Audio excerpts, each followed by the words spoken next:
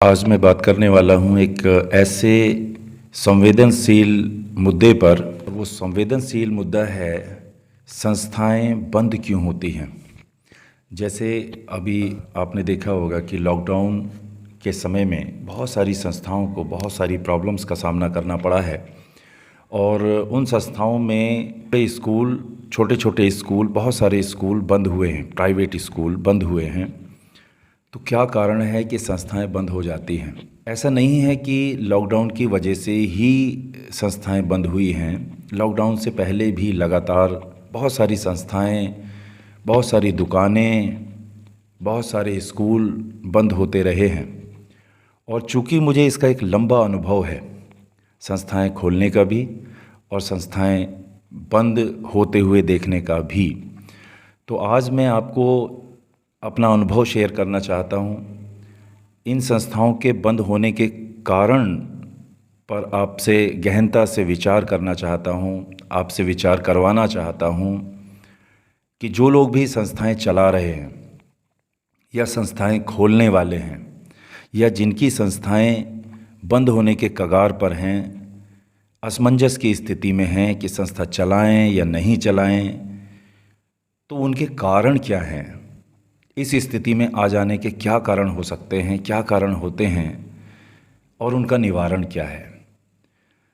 तो कोई एक कारण नहीं है इस अवस्था में किसी भी संस्था के आने का, बहुत सारे कारण हैं। एक एक करके हम उन पहलुओं पर, उन कारणों पर विचार करेंगे और उसका जो निवारण है, उसका जो सॉल्यूशन है, वो भी, उस पर भी हम विचार करेंगे कि क्या उनके सारे सॉल्यूशन मिल सकते हैं।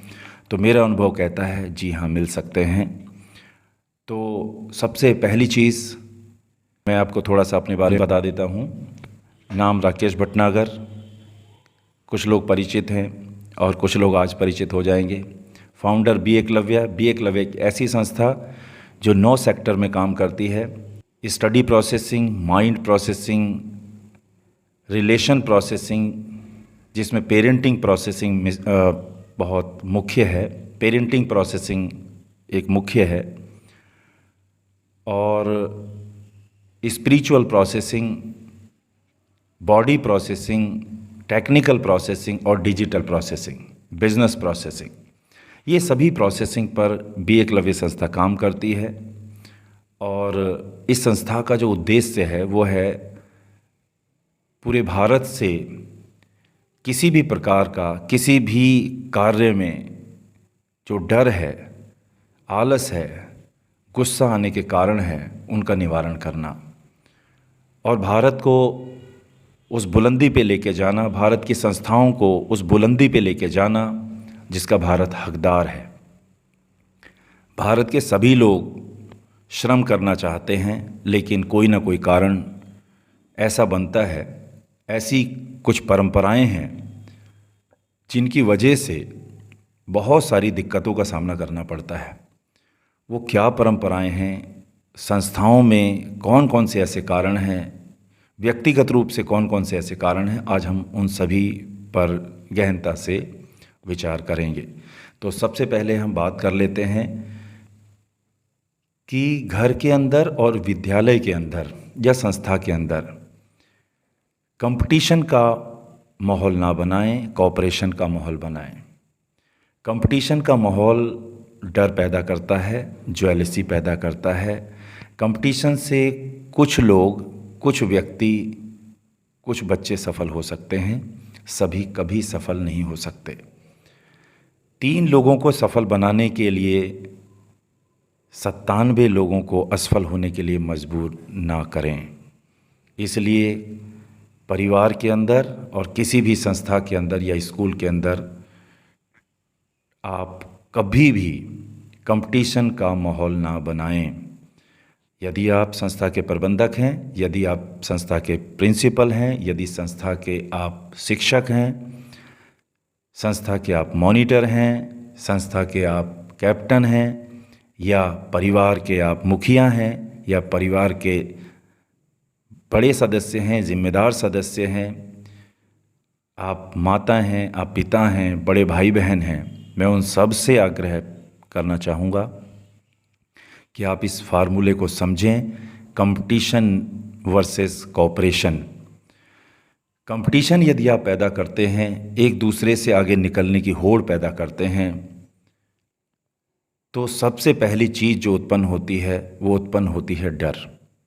और जब डर उत्पन्न होता है तो वहाँ माइंड काम करना कम कर देता है। बच्चे के अंदर या बड़ों के अंदर जहाँ पर भी कंपटीशन की भावना पैदा हो गई तो उसका एक ही लक्ष्य होता है, किसी तरीके से मैं सफल हो जाऊं, मैं असफल लोगों की श्रेणी में ना आऊं। क्यों? क्योंकि असफल लोगों को भारत में गलत नज़र से देखा जाता है, उनको हीन भावना से देखा जाता है। और जो अधिकतर बच्चे और अधिकतर लोग असफल हो जाते हैं तो वो इसीलिए डरते हैं कि अगर हम असफल हो गए तो हमारा अपमान होगा, हमें नुकसान होगा। इसलिए वो कुछ भी करके, चाहे रास्ता वो सही हो चाहे वो रास्ता गलत हो, दोनों रास्ते अपनाकर वो सफल होना चाहते हैं। और इसका जीता जागता सबूत आपको हर जगह दिखाई दे जाएगा। और इसका प्रमाण ये है कि हर जगह कैमरे लगाने पड़ते हैं। कोई भी परीक्षा होती है तो कैमरे लगाने, आप निरीक्षक नहीं रखेंगे तो वहाँ पर आपको लगता है चीटिंग होने की संभावना लगातार बनी है। आप बताइए, भारत में ये चीटर कहाँ से आए? क्या ये विदेशी बच्चे हैं? नहीं, ये हम सबके बच्चे हैं। तो इन्हें चीटर किसने बनाया? इन्हें नकल करने के लिए, चीटिंग करने के लिए प्रेरित किसने किया? तो हमें कुछ बदलाव करने होंगे, ऐसा माहौल बनाना होगा, ऐसा हम माहौल बना सकते हैं कि हमें निरीक्षक परीक्षक रखने की ज़रूरत ही ना पड़े। बच्चे एक साथ बैठे हों लेकिन उन्हें चीटिंग करने में घृणा आए कि चीटिंग गलत चीज़ है। लेकिन आज तो चीटिंग करने में कोई घृणा नहीं आती बच्चों को। कहीं से भी मौका मिल जाए, आप थोड़ा सा मौका दे के देखिए, उसका भरपूर लाभ उठाया जाता है। जानते हैं क्यों? उनको भविष्य का निर्माण करने की प्रेरणा तो मिल गई, चरित्र का निर्माण करने की प्रेरणा हम नहीं दे पाए। एक फार्मूला और बनता है, भविष्य का निर्माण करें या चरित्र का निर्माण करें। भविष्य किसी ने देखा नहीं इसलिए निर्माण संभव ही नहीं। जी हाँ, फिर से सुन लीजिए, भविष्य किसी ने देखा नहीं, कोई देख सकता भी नहीं, इसलिए भविष्य का निर्माण संभव ही नहीं। भविष्य का निर्माण निरर्थक है, वो प्रयास निरर्थक जाएगा गया है। आज तक किसी का भी भविष्य निर्माण नहीं हो पाया है, न हो पाएगा, क्योंकि भविष्य में तो कोई निर्माण हो भी नहीं सकता। तो किसका निर्माण हो सकता है? निर्माण हो सकता है चरित्र का। चरित्र ही जीवन है। जीवन का निर्माण करें, ना कि भविष्य का निर्माण करें। ये एक बदलाव करना होगा। कैसे निर्माण होगा चरित्र का? उसके लिए कंपटीशन छोड़ना होगा, कोऑपरेशन अपनाना होगा। आप टीम बनाते हैं कंपटीशन के लिए, तो कोऑपरेशन के लिए भी बना सकते हैं। कोऑपरेशन में एक फार्मूला और लगेगा, सीखना और सिखाना। सीखना और सिखाना। यदि सारे बच्चे एक दूसरे से सीख रहे हैं, एक दूसरे को सिखा रहे हैं, शिक्षक भी एक दूसरे से सीख रहे हैं और सिखा रहे हैं, माता पिता भी, बच्चे भी, सभी एक दूसरे से सीख रहे हैं और सिखा रहे हैं, कितना अच्छा माहौल होगा। इमेजिन करके देखिए, आप घरों में आपसे पूछा जाए, आप अपने घर के बच्चों में, यदि आपके 2 बच्चे हैं, 3 बच्चे हैं, आपके भाई बहन हैं, तो घर में आप क्या चाहते हैं, कंपटीशन या कोऑपरेशन? तो एक सुर में आवाज़ आती है, सर घर में हम कोऑपरेशन चाहते हैं, मेल मिलाप चाहते हैं, सहयोग चाहते हैं। और स्कूलों में क्या चाहते हैं, संस्थाओं में क्या चाहते हैं? कंपटीशन। ऐसा क्यों? सोचने वाली बात है ना। घर में हम कोऑपरेशन चाहते हैं और संस्थाओं में ट्रेनिंग दे रहे हैं हम कंपटीशन की। तो ये जो संस्थाओं में कंपटीशन की ट्रेनिंग जो भी बच्चे ले रहे हैं, तो ये आएंगे तो लौट कर घर ही। तो यदि वो संस्था में कंपटीशन सीखेंगे तो क्या घर में कोऑपरेशन करेंगे? नहीं, घर में भी कंपटीशन ही करेंगे। और जहाँ कंपटीशन होता है वहाँ पर डर उत्पन्न होता ही है। ये आपने भी अनुभव किया होगा। वहाँ पर ज्वेलसी उत्पन्न होती ही है, आपने भी अनुभव किया होगा। आप 10 बच्चों को, 10 लोगों को किसी कंपटीशन में भेजिए, उनमें से 3 लोग सफल हो जाते हैं, 7 लोग असफल हो जाते हैं। हमारा आंकड़ा यही है ना, first second third, first second third. किसने बनाया ये फर्स्ट, किसने बनाया सेकंड, किसने बनाया ये थर्ड। प्रयास किया 10 बच्चों ने। हमारे यहाँ प्रयास पर फल नहीं मिलता, हमारे यहाँ प्रयास करने पर फल नहीं मिलता। प्रयास करने को लोग जीत नहीं मानते। प्रयास अलग चीज़ है और जीत अलग चीज़ है। कमाल की बात है साहब। तो फर्स्ट सेकंड थर्ड जो आते हैं, हम उनको फल दे देते हैं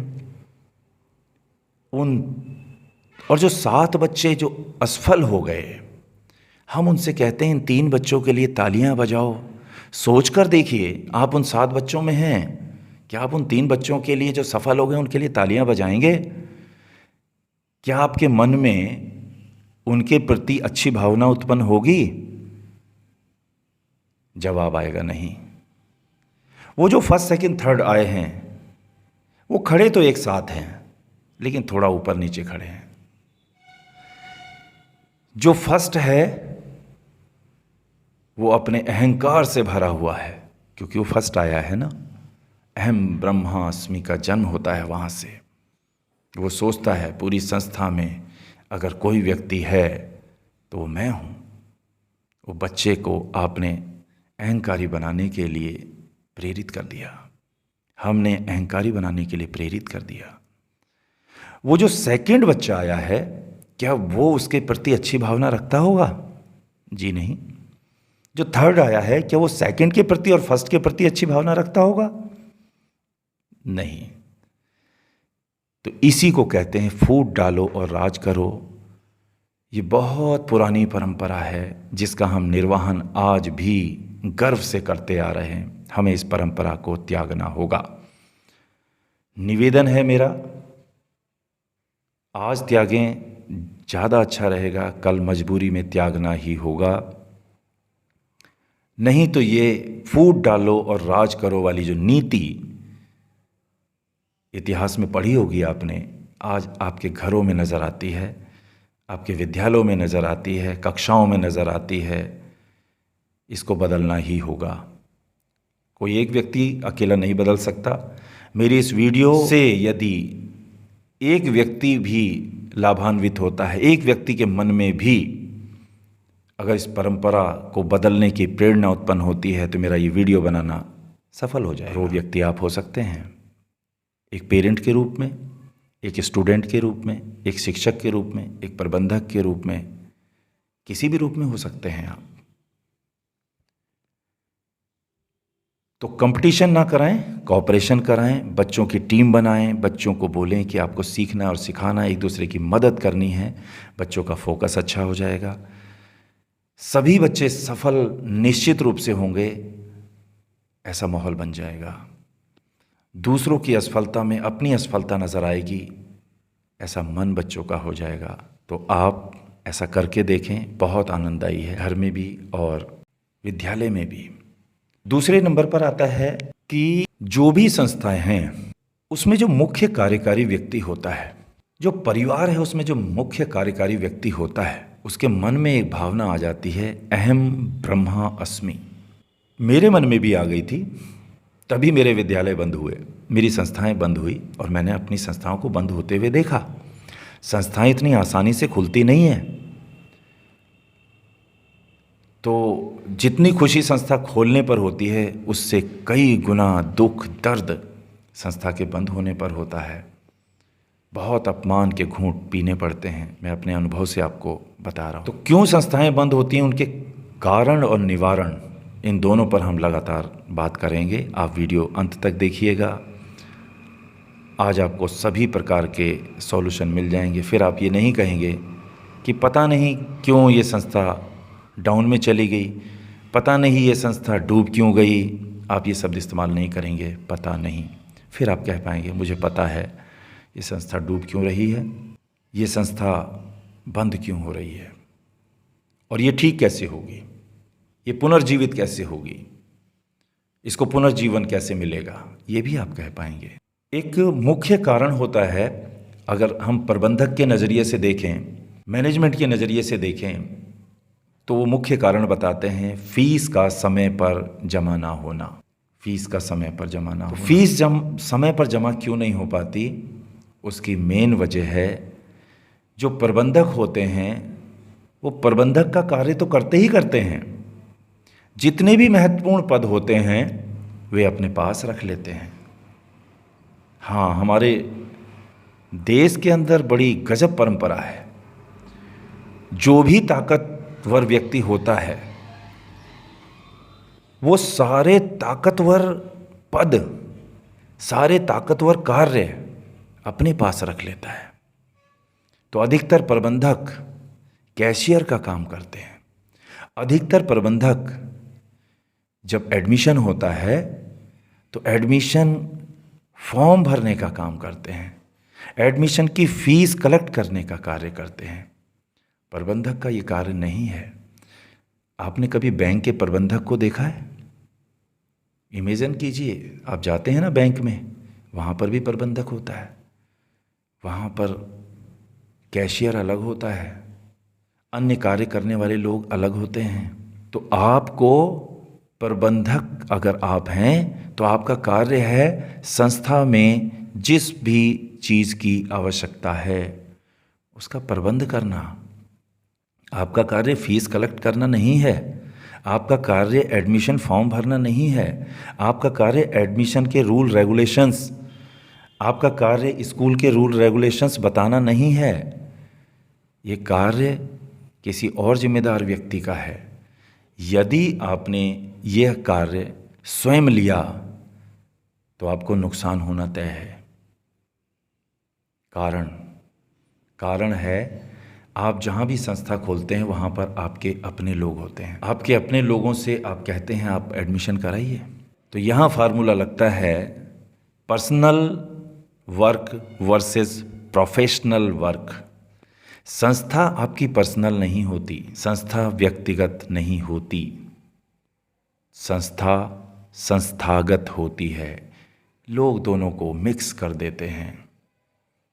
एक फार्मूला है ना, असफल होना हो, उलझना हो तो चीज़ों को, इंसानों को, कामों को और सामानों को मिक्स कर दीजिए, और अगर सुलझना हो तो अलग अलग कर दीजिए। तो आज हम अलग अलग करने का प्रयास कर रहे हैं। ध्यान से सुनते रहिए। तो प्रबंधक अपना कार्य करें, कैशियर अपना कार्य करें, संस्था को व्यक्तिगत ना माने। अधिकतर प्रबंधक क्या सोचते हैं कि संस्था मेरी है, संस्था माने मैं, ये अहंकार है, ये नुकसान पहुंचाएगा ही। परिवार माने मैं, जो भी परिवार मेन सदस्य तो सभी होते हैं, जो भी पावर में होता है वो सोचता है परिवार माने मैं। तो अन्य सदस्यों को परिवार का छोटा छोटा सदस्य मानता है, उनके अधिकार कम कर देता है, अपने अधिकार बढ़ा लेता है, उन पर कर्तव्यों का बोझ लादता है, अपने ऊपर अधिकारों का। ये दोनों में डिफरेंस है। आप अहम ब्रह्मास्मि वाला खेल ना खेलें, ना परिवार में ना संस्था में। यदि कोई भी, मैंने ये खेल खेला है, जी हाँ मैंने ये खेल खेला है और मैंने उसका परिणाम भी लिया है। जाहिर सी बात है परिणाम अच्छा नहीं मिला होगा, निश्चित सी बात है। तो आप अगर खेल रहे हैं तो आपको अनुभव हो रहा होगा जी इसका परिणाम अच्छा नहीं होगा, और आप ये खेल खेलना चाहते हैं तो सावधान हो जाइए, ये गलत खेल है, इसे ना खेलें। परिवार में परिवार बनता ही हर सदस्य के निर्माण से है। एक छोटा बच्चा है, उसकी भागीदारी भी है, उसका कर्तव्य भी है, उसके अधिकार भी हैं तो उसका कर्तव्य भी है। बड़ा बच्चा है, उसका कर्तव्य भी है, उसकी भागीदारी भी है, उसका अधिकार भी है। हमारा भी भागीदारी भी होगी, कर्तव्य भी होगा और अधिकार भी होगा, लेकिन अतिक्रमण ना करें, अतिक्रमण बिल्कुल ना करें। सबके अधिकार अपनी अपनी जगह हैं। कभी पिता अतिक्रमण कर देते हैं, कभी माता अतिक्रमण कर देती हैं, कभी शिक्षक अतिक्रमण कर देते हैं, कभी पेरेंट्स अतिक्रमण कर देते हैं, कभी प्रबंधक अतिक्रमण कर देते हैं, कभी स्टूडेंट्स अतिक्रमण कर देते हैं। अतिक्रमण करेंगे तो आक्रमण होगा। आक्रमण नहीं चाहते अपने ऊपर तो अतिक्रमण ना करें। यदि आप अतिक्रमण नहीं करेंगे और दूसरों को भी प्रेरित करें, अतिक्रमण ठीक नहीं। सभी का अपना अपना एक दायरा है, एक निश्चित दायरा है, उस दायरे में ही रहें तो ही ये संस्था, कोई भी संस्था, वो विद्यालय हो, वो बैंक हो, वो दुकानदारी हो, वो एक मॉल हो, वो कंपनी हो, वो परिवार हो, तभी चल सकता है।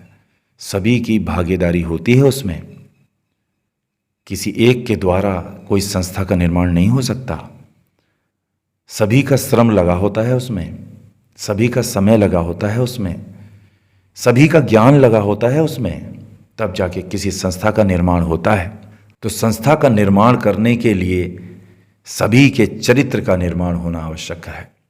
जहाँ पर चरित्र का निर्माण नहीं, वहाँ संस्था का निर्माण यदि हो भी गया तो एक बार वो ऊपर जाएगी और फिर धीरे धीरे नीचे आएगी। और अगर नीचे आना शुरू हो गई तो फिर उसको संभालना बहुत मुश्किल होता है, लगभग असंभव हो जाता है। तो इसको संभालने के लिए जिन जिन चीज़ों की आवश्यकता है उन चीज़ों पर गहनता से विचार करें। आपको फार्मूले दिए जा रहे हैं, उन पर कार्य करें। तो आगे हम बढ़ते हैं। अब जहाँ तक फीस का सवाल है, तो फीस के लिए एक कैशियर बिल्कुल अलग होना चाहिए। एडमिशन फॉर्म है, उसके भरने के लिए वो व्यक्ति अधिकृत होना चाहिए। एडमिशन से संबंधित सारी जानकारी उसी के द्वारा दी जाए, ये सुनिश्चित किया जाना चाहिए। इसमें प्रबंधक का कोई भी रोल नहीं होना चाहिए।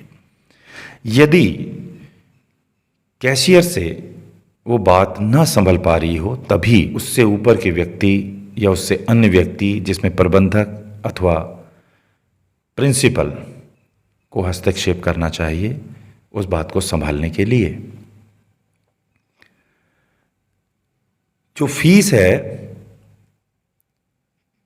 यदि हमारा कार्य सिस्टमेटिक है, बच्चों के चरित्र का निर्माण यदि वाकई हो रहा है, तो फीस कोई भी अभिभावक आपकी नहीं रोकेगा। फिर से सुन लें, यदि आपके विद्यालय में, आपकी संस्था में, आपके परिवार में बच्चों के चरित्र निर्माण का कार्य चल रहा है, तो किसी को कोई परेशानी आने का मतलब ही नहीं बनता, किसी के अतिक्रमण करने का मतलब ही नहीं बनता। प्रबंधक या मैनेजमेंट से बात करते हैं तो वो कहते हैं गलती अभिभावक की है, वे समय से फीस नहीं देते।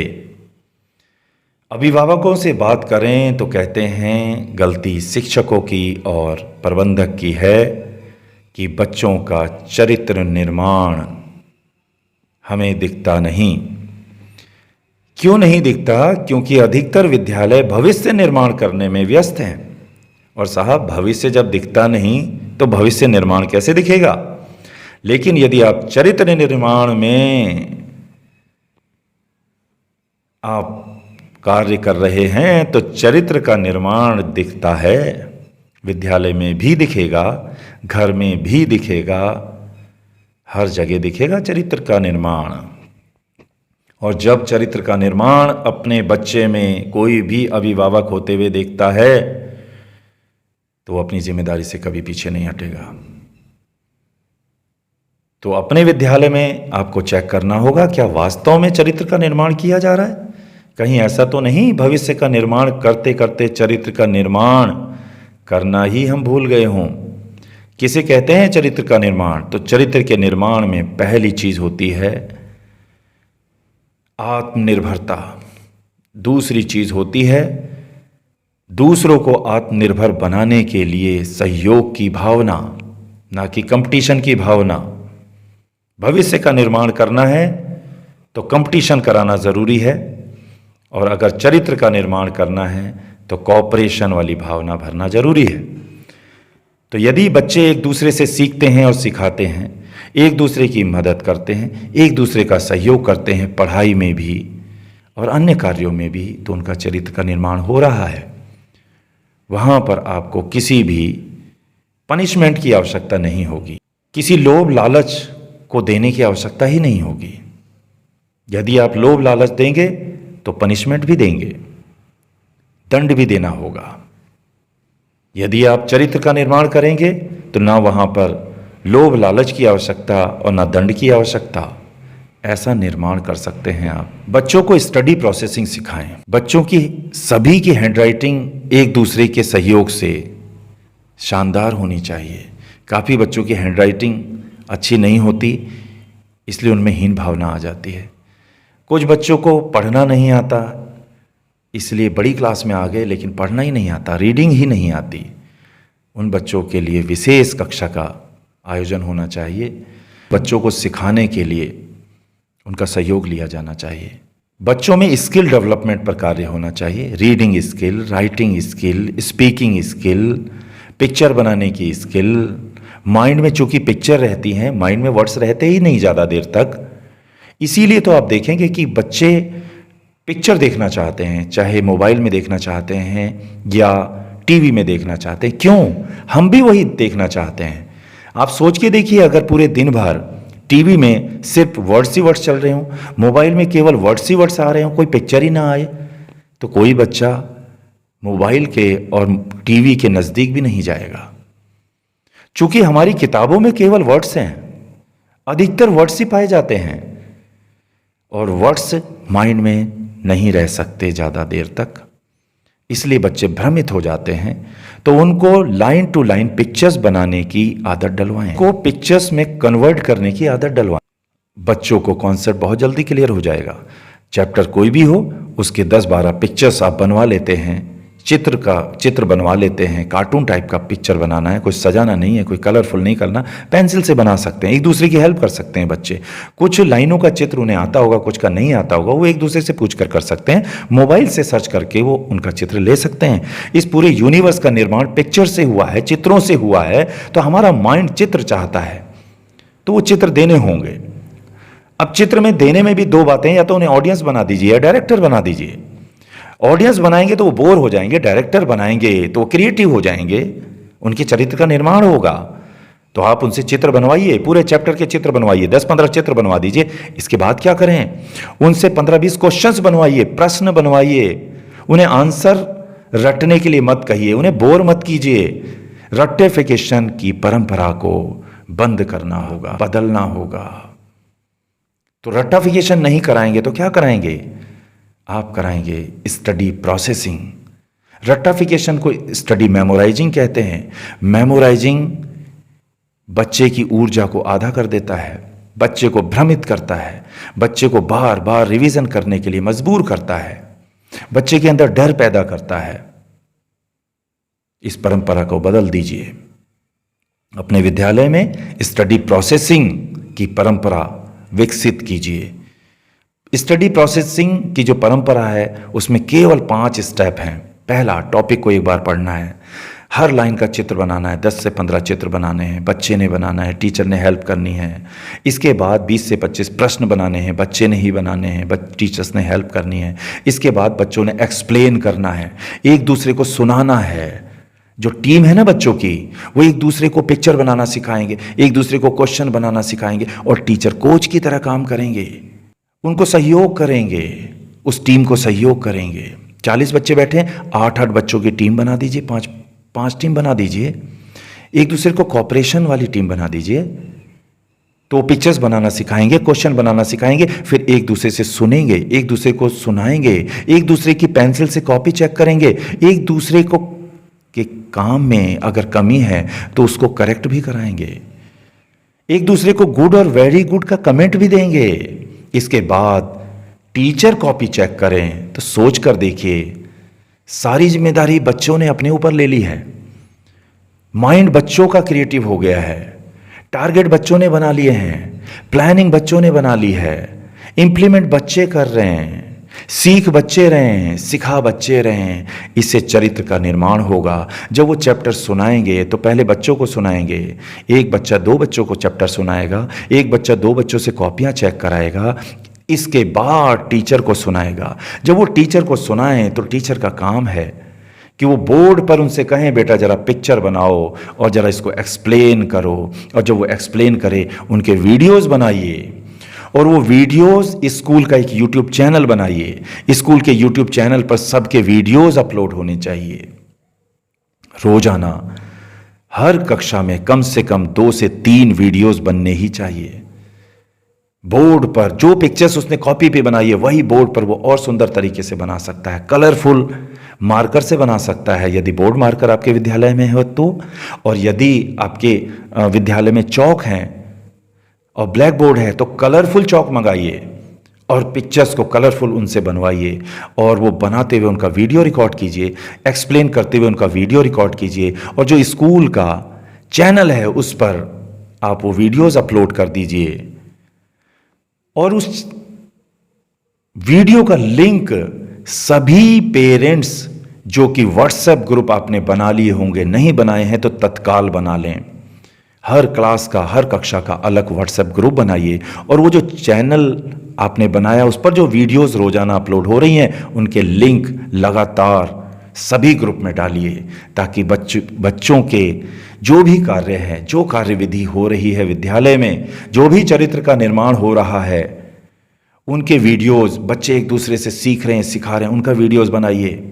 बच्चे बोर्ड पर एक्सप्लेन कर रहे हैं, उनका वीडियोस बनाइए और वो पेरेंट्स तक पहुंचाइए। घर बैठे पेरेंट्स को ये पता चलना चाहिए कि मेरे बच्चे का चरित्र का निर्माण हो रहा है। आपको फीस मांगने के लिए कहना नहीं पड़ेगा।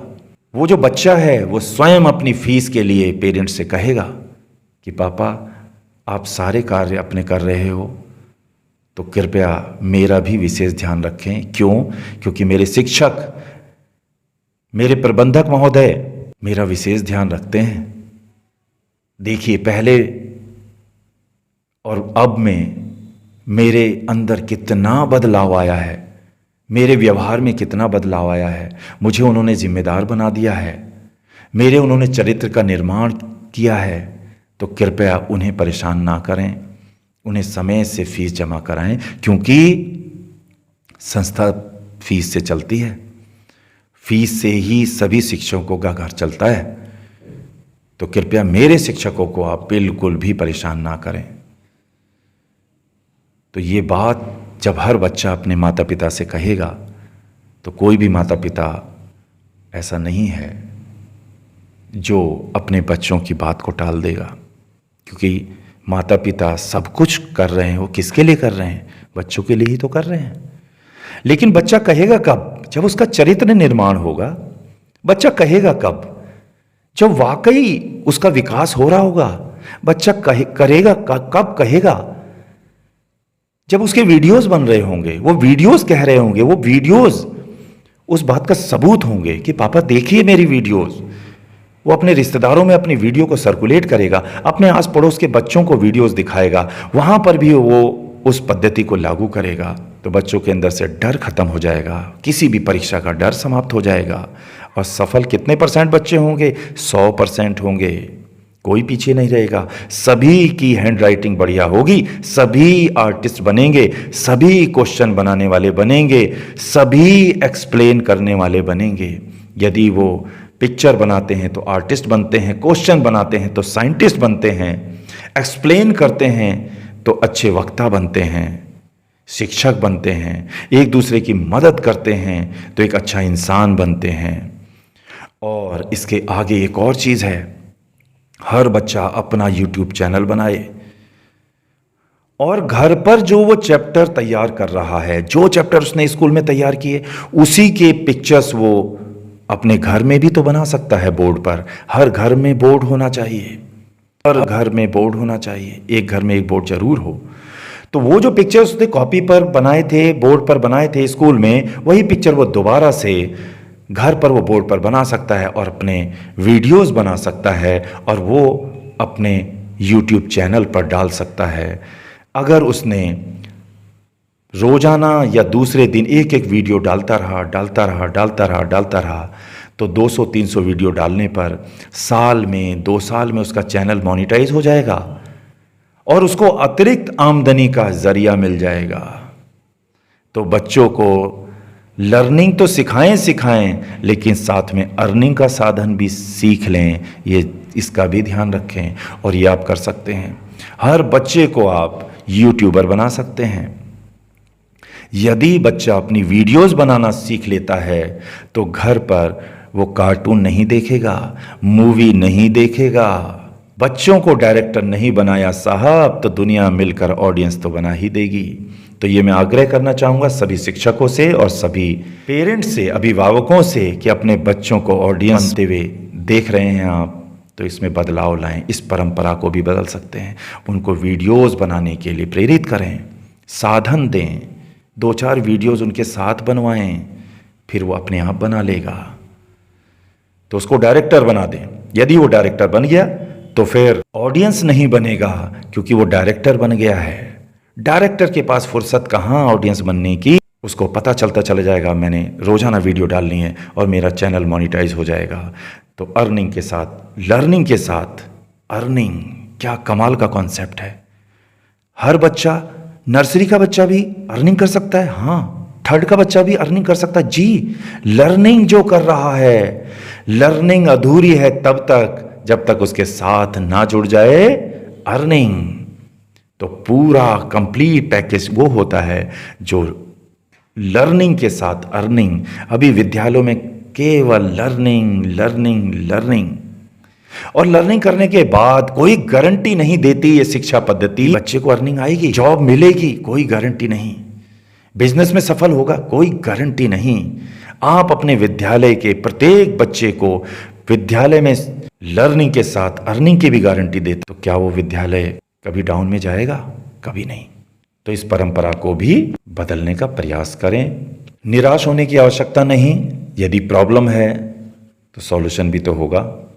पेरेंट्स मीटिंग लगातार बुलाते रहें, पेरेंट्स को वीडियोस दिखाते रहें, विद्यालय में फीस का महत्व, इस निबंध का अर्थ समझाते रहें। सभी बच्चों को एक निबंध लिखवाएं।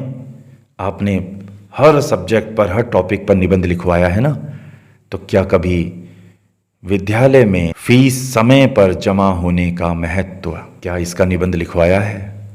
चिराग तले अंधेरा हो गया ना, चिराग तले अंधेरा ना करें, इस पर निबंध लिखवाएं।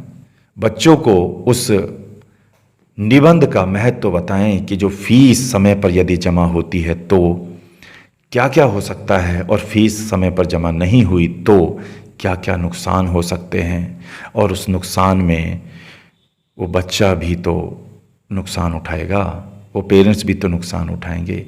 क्योंकि फ़ायदा होता है संस्था में तो सबका होता है, नुकसान होता है तो सबका होता है। तो ये निबंध जरूर लिखाएं, ऐसे जरूर लिखाएं, संस्था में समय पर फीस जमा करने का महत्व, कि उस फीस से क्या क्या होता है। एक फार्मूला लिखें, मनचित्र वर्सेस मानचित्र। जैसा मन में चित्र बनेगा वैसा मानचित्र का निर्माण होगा। मानचित्र का निर्माण अगर आपने देखा है तो पहले वो मनचित्र बना था, तो अपने मनचित्र को ठीक कर लें, मानचित्र स्वतः ही ठीक हो जाएगा। मानचित्र किसे कहते हैं? जो भी संस्था में बाहर दिख रहा है वो मानचित्र है, लेकिन वो पहले वो मनचित्र था। तो मनचित्र सही होगा तो मानचित्र स्वतः ही ठीक हो जाएगा। संस्था में कुछ जरूरी चीजें और होनी हैं, अगर वो आपके पास हैं बहुत अच्छा है, नहीं है तो तत्काल प्रबंध करें। ये मैं प्रबंधकों से निवेदन करना चाहूँगा, उनको सजेशन देना चाहूँगा। पहली चीज़ है संस्था का यूट्यूब चैनल। चूँकि परिवर्तन हो रहा है, आपको भी परिवर्तित होना होगा, अपने विचारों में परिवर्तन लाना होगा, शिक्षकों को भी अपने विचारों में परिवर्तन लाना होगा, अभिभावकों को भी अपने विचारों में परिवर्तन लाना होगा। तो संस्था का एक यूट्यूब चैनल बनाएं। ये भी संस्था का एक अतिरिक्त आमदनी का जरिया साल भर में हो सकता है, क्योंकि रोजाना अगर हर कक्षा की 2-3 वीडियो डाली जा रही हैं तो संस्था में आपके जो बच्चे हैं वो सभी उस YouTube चैनल को सब्सक्राइब करेंगे। जो शर्तें हैं YouTube से अर्निंग की वो स्वतः पूरी हो जाएंगी और वहाँ से एक अर्निंग का साधन बन जाएगा। बच्चों के साथ भी ऐसा ही है। बच्चे जो YouTube चैनल बनाएंगे वो भी अपने ग्रुप में जब शेयर करेंगे तो जो सभी बच्चे हैं वो एक दूसरे के सब्सक्राइबर बन जाएंगे, एक दूसरे की वीडियोस देखेंगे, तो बहुत जल्द उनके चैनल भी मोनेटाइज हो जाएंगे। ये तो कमाल है। इसे कहते हैं कॉपरेशन का फायदा। कितनों को मिलता है? सबको मिलता है साहब। कंपटीशन का फायदा कुछ को मिलता है, कॉपरेशन का फायदा सबको मिलता है। सब एक दूसरे के चैनल सब्सक्राइब कर रहे हैं, सब एक दूसरे के चैनल की वीडियोस देख रहे हैं और वहां से सीख भी रहे हैं और उनको सिखा भी रहे हैं और अर्निंग का साधन भी बन गया। ये तो कमाल हो सकता है। ये कमाल आपके विद्यालय में भी हो सकता है। विद्यालय का फेसबुक पेज होना चाहिए। व्यक्तिगत फेसबुक होता है, एक फेसबुक पेज होता है, वो संस्था का होना चाहिए। उस पर भी वीडियोस डलने चाहिए, वहां से भी अर्निंग का साधन हो सकता है। लर्निंग के साथ अर्निंग, ये तो कमाल हो गया। हर लर्निंग के साथ अर्निंग। घर में कोई भोजन बनाना जानता है, उनकी वीडियोस बनाइए, उनको यूट्यूबर बनाइए, तो खाना बनाने के साथ साथ अर्निंग। ये तो कमाल हो गया। जी हाँ, बिल्कुल हर महिला अर्निंग कर सकती है घर बैठे, कहीं जाने की जरूरत नहीं। आप 100 से 200 वीडियोस बना दीजिए। आप चावल बनाना सिखाइए, आप हलवा बनाना सिखाइए, आप दाल बनाना बहुत अच्छे जानते हैं, दाल बनाना, छोले बनाना, रोटी बनाना, चावल के आटे की रोटी, मक्का के आटे की रोटी, तो सभी महिलाएं अर्निंग कर सकती हैं। बच्चे उनकी वीडियोस बना सकते हैं। अपना फेस नहीं दिखाना चाहते, मत दिखाइए, आप केवल अपनी ऑडियो से वीडियो बना सकते हैं। इसके अलावा और क्या होना चाहिए? वेबसाइट होनी चाहिए। यदि आप संस्था हैं तो संस्था की वेबसाइट होनी चाहिए। क्यों होनी चाहिए? संस्था में जितने भी कार्य हो रहे हैं, उनके जो फोटोग्राफ्स हैं, उनकी जो वीडियोस हैं, वो वेबसाइट पे डालनी चाहिए। संस्था मजबूत दिखे। मजबूत, एक फार्मूला लिख लीजिए, मजबूत संस्था वर्सेस मजबूर संस्था। यदि आपने मजबूत संस्था बनाने के लिए कदम नहीं उठाए तो एक दिन मजबूर संस्था बन जाएगी। तो संस्था को मजबूर नहीं बनाना चाहते तो उसे मजबूत बनाने के लिए परिवर्तन करें, कदम उठाएं, जरूरी कदम उठाएं। अपने परिवार के सदस्यों को यदि मजबूर बनाना नहीं चाहते तो उन्हें मजबूत बनाने के लिए कार्य करें। अपने बच्चों को आप मजबूर बनाना नहीं चाहते तो उनको मजबूत बनाने का कार्य करें। अपने विद्यालय के बच्चों को चरित्र से अगर मजबूत नहीं बना पाए तो एक दिन मजबूर तो बन ही जाएंगे, तो उनको मजबूत बनाने के लिए कार्य करें। अपनी संस्था के जो शिक्षकों की टीम है उसको मजबूती दें, उनको मजबूत बनाने के लिए कदम उठाएं, कार्य करें। यदि आपने शिक्षकों को मजबूत बनाने के लिए कार्य नहीं किए तो एक दिन सारे शिक्षक मजबूर तो हो ही जाएंगे। जिस प्रकार से खेत में ही आपने फसल नहीं बोई तो घास तो अपने आप उग ही जाएगी। घास उगानी नहीं पड़ती, मजबूर होने के लिए कुछ नहीं करना है, लेकिन साफ फसल बोने के लिए तो बहुत कुछ करना पड़ता है। तो ऐसे ही संस्था को मजबूत बनाने के लिए, अपने बच्चों को मजबूत बनाने के लिए, पेरेंट्स को मजबूत बनाने के लिए, शिक्षकों को मजबूत बनाने के लिए, पूरी संस्था को मजबूत बनाने के लिए, भारत को मजबूत बनाने के लिए, विश्व को मजबूत बनाने के लिए कुछ कदम उठाने ही होंगे, अन्यथा मजबूर अपने आप हो जाएगा। उसके लिए कुछ नहीं करना। विद्यालय में जो भी कार्य हो रहे हैं, बच्चों के द्वारा किए जा रहे हैं, शिक्षकों के द्वारा किए जा रहे हैं, उनके फोटोग्राफ्स, उनके वीडियोस रोजाना ग्रुप में डाले जाने चाहिए, वेबसाइट पर अपलोड होने चाहिए, वेबसाइट का लिंक अधिक से अधिक लोगों तक पहुंचना चाहिए, यूट्यूब का लिंक अधिक से अधिक लोगों तक पहुंचना चाहिए।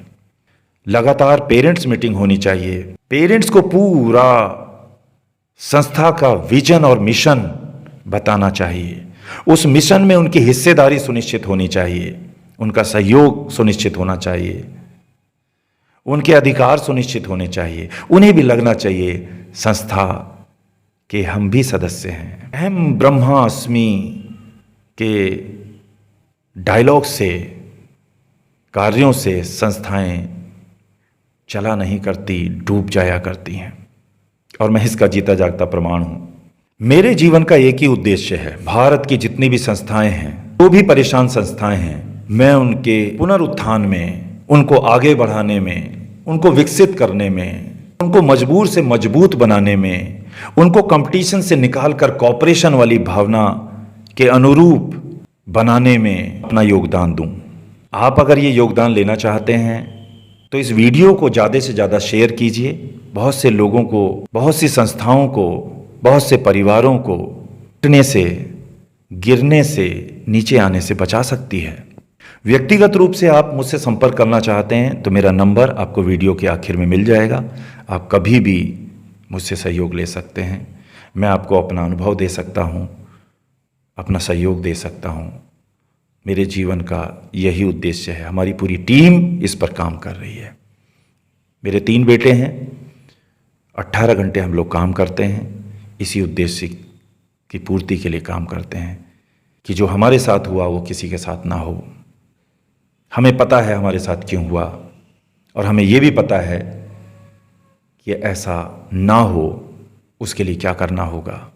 तो हम आपका सहयोग करना चाहते हैं। आप भी लोगों का सहयोग कीजिए। आप भी ये वीडियो अधिक से अधिक लोगों तक पहुंचाइए। हमारे नंबर को शेयर कीजिए ताकि लोग इसका लाभ ले सकें। माहौल बना दीजिए अपने विद्यालय में, स्वस्थ माहौल बना दीजिए। माहौल आपको बना देगा। फिर से बताऊं, आप माहौल बना दीजिए। सब लोग मिलकर माहौल बना दीजिए। प्रबंधक, सदस्य, शिक्षक, स्टूडेंट्स और पेरेंट्स सभी लोग मिलकर संस्था में एक स्वस्थ माहौल, कॉपरेशन वाला माहौल, एक ऊर्जामय माहौल बना दीजिए। माहौल आपको बना देगा। माहौल आपको बना देगा। मेरी शुभकामनाएं आप सभी को और धन्यवाद देना चाहूँगा। आपने ये वीडियो देखी, बहुत बहुत शुक्रिया।